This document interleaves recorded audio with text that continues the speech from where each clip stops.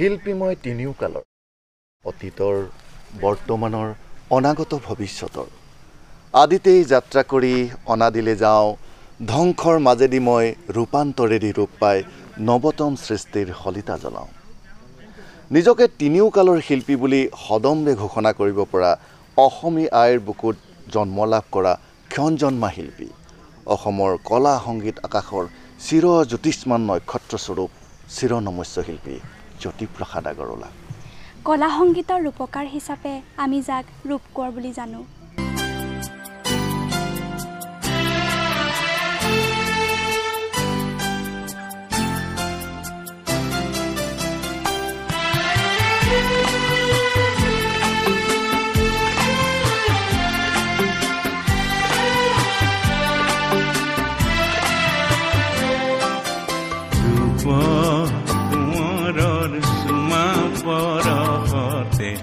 লাজুকি কুঁৱৰী মৰহি যায় ৰূপ কোমৰৰ চুমা পৰশতে লাজুকি কুঁৱৰী মৰহি যায়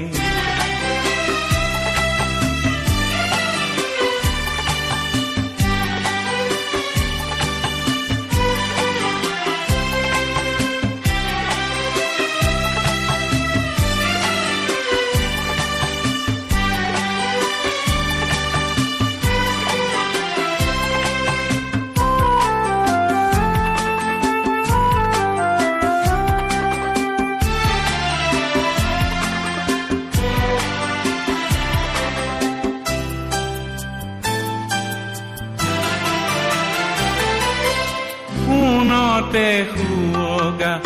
আহি খানি দিলে গোলাপী গালতে ৰঙে চৰাই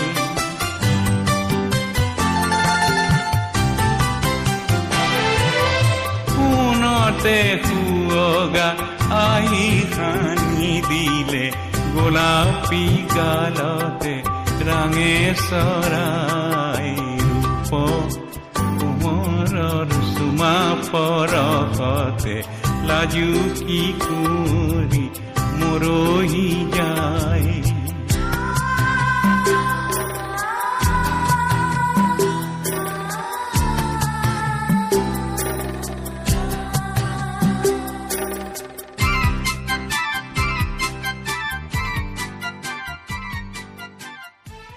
ঊনবিংশ শতিকাত ৰাজস্থানৰ পৰা ব্যৱসায়িক সূত্ৰে অসমলৈ অহা নৱৰংগ আগৰৱালাৰ পৰিণাতি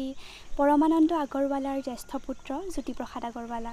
এক ব্যৱসায়িক বাতাবৰণযুক্ত পৰিয়ালত জন্ম লাভ কৰিলেও সৰুৰে পৰা জ্যোতিপ্ৰসাদ আগৰৱালা আছিল সংগীতত আসক্ত অসমীয়া ভাষা সাহিত্য সংস্কৃতিৰ পৰশত শৈশৱ পাৰ কৰা জ্যোতিপ্ৰসাদ আগৰৱালাই মাত্ৰ 14 বছৰ বয়সতে লিখি উলিয়াইছিল এখন পূৰ্ণাংগ নাট নাম শোণিত কুঁৱৰী ভগৱান শ্ৰীকৃষ্ণৰ পৰিণাতি অনিৰুদ্ধ শোণিতপুৰ ৰাজ্যৰ অধিপতি বান ৰজাৰ জীয়ৰী উষা এই দুয়োৰে প্ৰেম কাহিনীৰে ৰঞ্জিত এই নাটকত জ্যোতিপ্ৰসাদ আগৰৱালাই নিজৰ কথা আৰু সুৰেৰে সজাই কেইবাটিও শ্ৰুতিমধুৰ গীত সংযোজন কৰিছিল শোণিত কুঁৱৰীৰ যোগেদি আৰু ৰূপকৰ জ্যোতিপ্ৰসাদ আগৰৱালাৰ যুগান্তকাৰী সৃষ্টিৰ জৰিয়তেই যেন বাট বুলিছিল অসমীয়া আধুনিক সংগীতে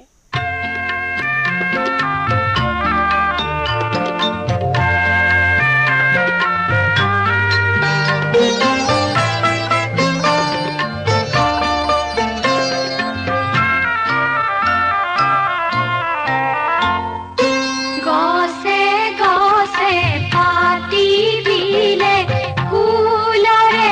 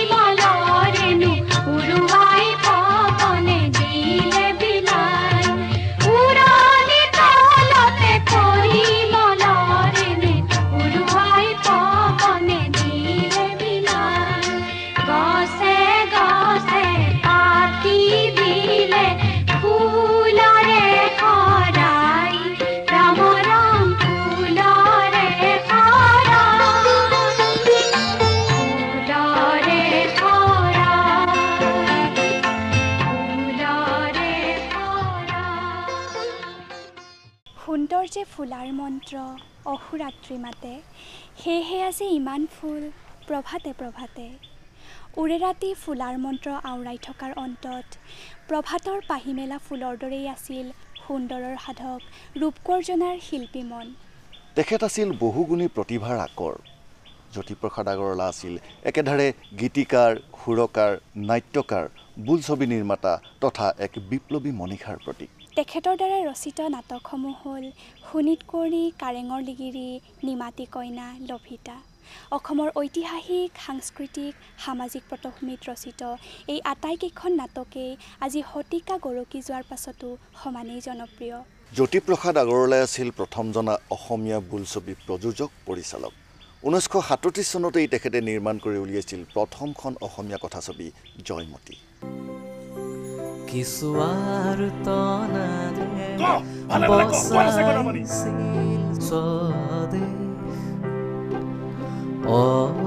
অমানুহৰ ৰাজকতা কৰিছিল নিশে সমতাৰ কোব উতলা পানী তেওঁৰ চকুৰে লিখা কাহিনী কৈ দে কিমান নোৱাৰো জমৰ যাতনা ভুগিবি আমি আদেশ পালন কৰোতাহে সেই বৰমূৰীয়াৰ চাকৰ আমি সমতাৰ কোবত চাচোন তোৰ গোটেই গাত সাজ বান্ধিছে উতলা পানীৰে তোৰ গোটেই ছাল পুৰি নিছে কৈ দে ক'ত আছে গদা পানী তহঁতেনো কি কৰিবি আৰু কিমান শাস্তি দিবি ৰখাতলে যোৱা ইন্দ্ৰবংশী আহোমৰ নাম জিলিকাবলৈ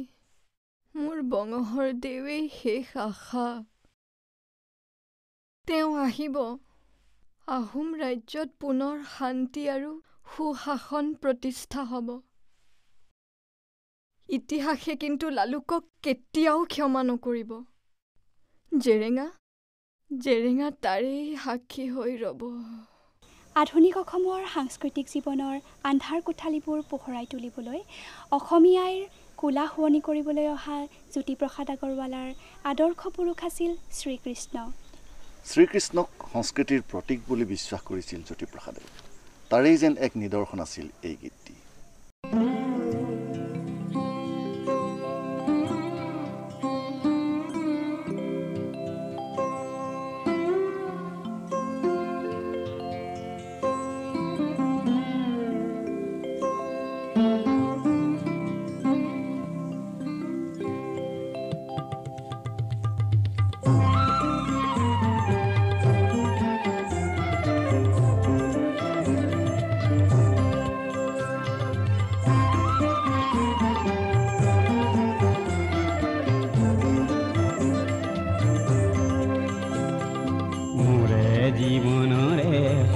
কৃষ্ণ মোৰে জীৱনৰে কৃষ্ণ বজাও কিশোৰে বেণু কপালতে তোৰ কোণে আঁকি দিলে ইন্দ্ৰধনু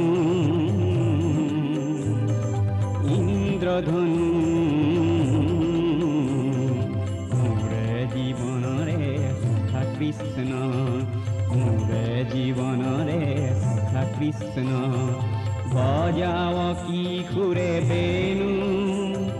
কপালতে তোৰ কোণে আঁকি দিলে ইন্দ্ৰধনু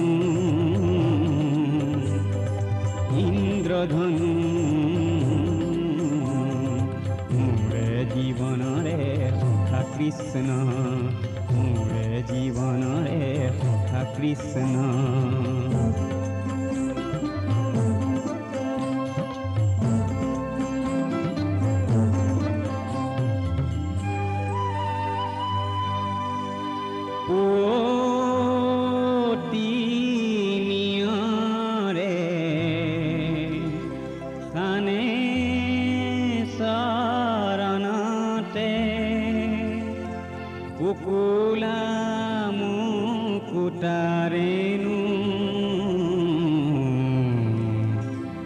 শ্যামল লগাতে কোনে চন্দন পিন্ধালে শ্যাম লগাতে কোনে চন্দন পিন্ধালে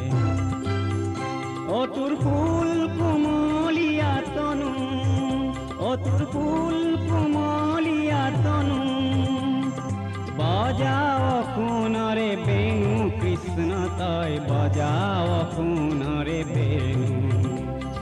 বজাও কোনরে বেণু কৃষ্ণ তয় বজাও কোনরে বেণু শুন শুন রে সুৰ বৈৰী প্ৰমাণা নিশা চৰণাখনি দানা সুৰকাৰ ৰূপকৰ জ্যোতিপ্ৰসাদ আগৰৱালাই ভাৰতীয় শাস্ত্ৰীয় সংগীতৰ সৈতে অসমৰ থলুৱা সংগীতৰ সমন্বয় ঘটাইছে। দুই এক গীতত শংকৰদেৱৰ বৰগীতৰ সুৰো গ্ৰহণ কৰিছে। তাৰেই এক উৎকৃষ্ট নিদৰ্শন হ'ল এই গীতটি।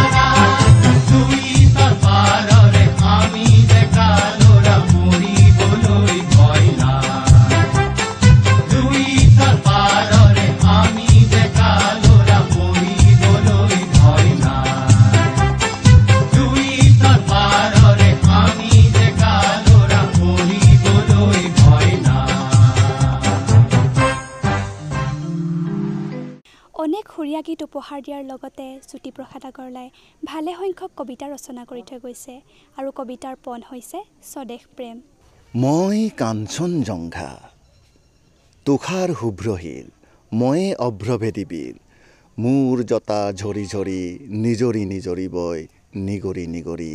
অবিৰল কল কল শৈলজা পয়োধৰা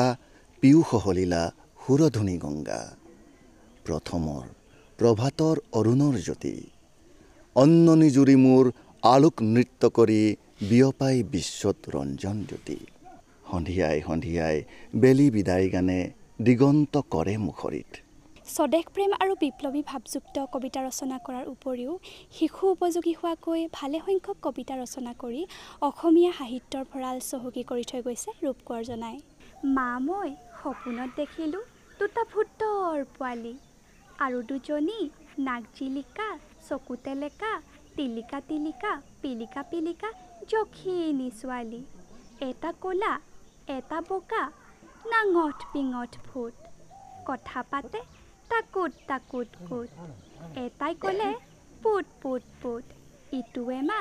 নাক জোকাৰি ক'লে ধুত ধুত।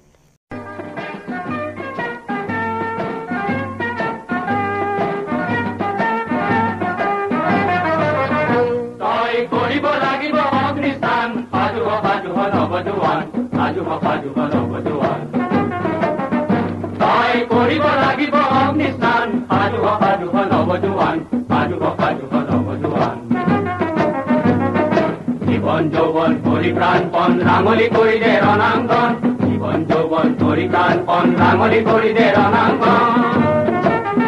জয় শঙ্খ বজা পৃথিবী কপাই অত্যাচাৰকো পৰিবৰণ, অত্যাচাৰকো পৰিবৰণ। তই কৰিব লাগিব অগ্নিস্থান, সাজুহ সাজুহ নৱজোৱান, সাজুহ সাজুহ নৱজোৱান। জীবন যৌবন পৰিপ্ৰাণপণ ৰাঙলি কৰি দে ৰণাঙ্গন, জীবন যৌবন পৰিপ্ৰাণপণ ৰাঙলি কৰি দে ৰণাঙ্গন। জয় শঙ্খ বজা পৃথিবী কপাই অত্যাচাৰকো পৰিবৰণ, অত্যাচাৰকো পৰিবৰণ। তই কৰিব লাগিব অগ্নিস্থান, সাজুহ সাজুহ নৱজোৱান, সাজুহ সাজুহ নৱজোৱান।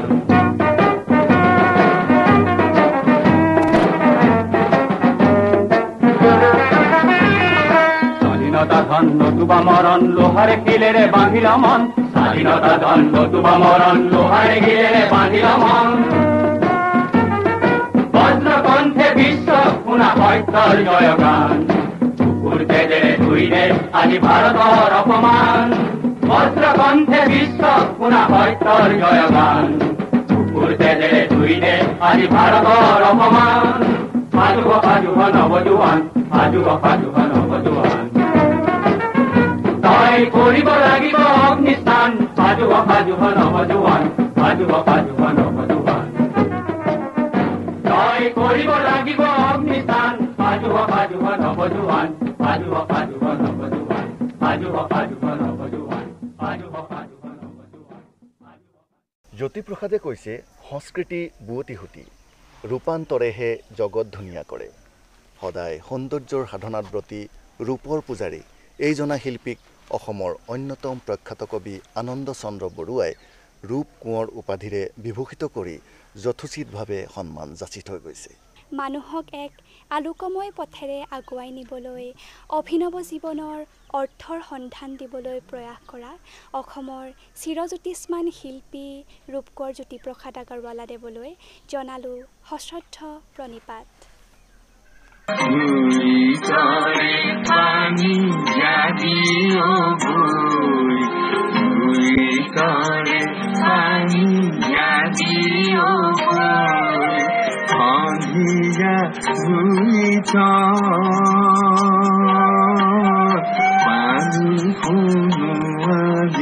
শহরে নগরে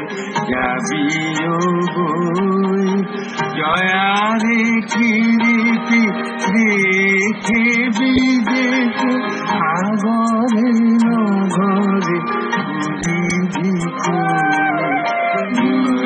তরে পানি যাবিও বই, তরে পানি যাবিও বই। এটুকি চকু